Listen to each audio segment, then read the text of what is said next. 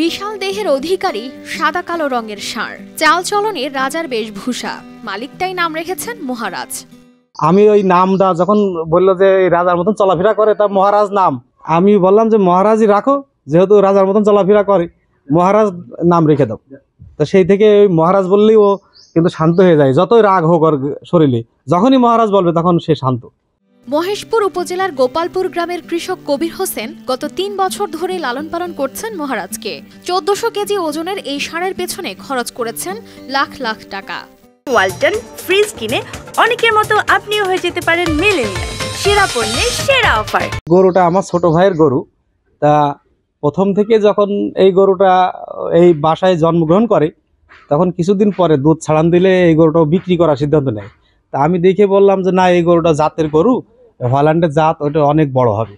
যার কারণে ও কষ্টসাধ্য করে, অনেক কষ্ট করে, অনেক পরিশ্রম করে এই গরুটা ও লালন পালন করতেছে।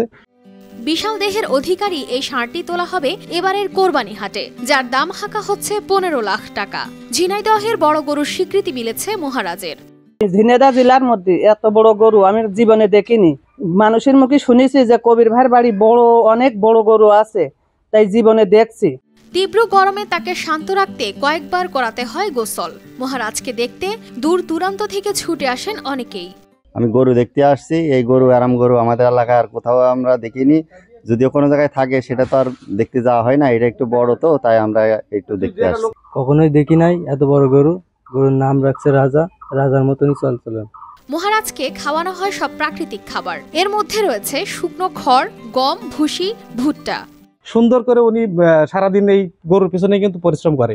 দোকান ছেড়ে দিয়েছে, সব ছেড়ে দিয়েছে, মাঠ ছেড়ে দিয়েছে, দিয়ে শুধু এই গরুটাই হলো পরিশ্রম করে ও লালন পালন করতেছে।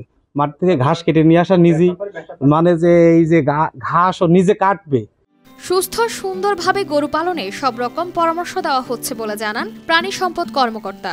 আমরা তাদেরকে প্রতিনিয়ত তাদের সঙ্গে আমরা যোগাযোগ রক্ষা করি এবং তাদেরকে আমরা দেশি যে খাবার, ধান, গম, ভুট্টা, কালাই, এগুলা তারা নিজেরাই ক্রাশিং করে মেশিনে খাদ্য তৈরি করে তারা নিজেরাই এটা খাওয়ায়। এছাড়া মহেশপুর উপজেলায় প্রচুর ঘাস চাষ করে গবাদি পশুকে খাওয়ানোর জন্য, এবং তারা ঘাসও প্রচুর পরিমাণে গরুকে তারা খাওয়ায়। এবং আমরা কোন রকম যেগুলা সরকার নিষিদ্ধ ওষুধ, এগুলা আমরা তাদেরকে নিরুৎসাহিত করি এবং খামারিরাও এখন সচেতন।